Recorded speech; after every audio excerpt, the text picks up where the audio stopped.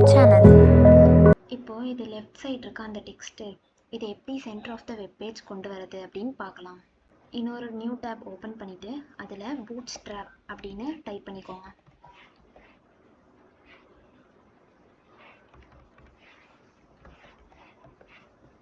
அதில் ஃபர்ஸ்ட் லிங்க்கை ஓப்பன் பண்ணிக்கோங்க.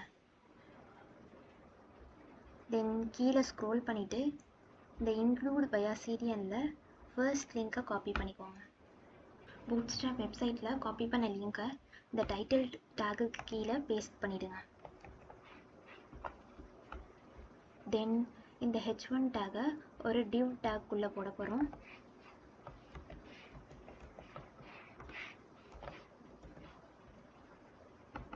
இந்த லைனை கட் பண்ணி இந்த divக்கு நடுவில் பேஸ்ட் பண்ணிவிடுங்க. தென் இந்த வெதர் ஸ்டேஷன் அப்படிங்கிற டெக்ஸ்ட் வெப்பேஜோட லெஃப்ட் சைடில் இருக்குது. இதை சென்டர் ஆஃப் த வெப்பேஜ் கொண்டு வரதுக்கு div class equal to container space text hyphen center. Now control S.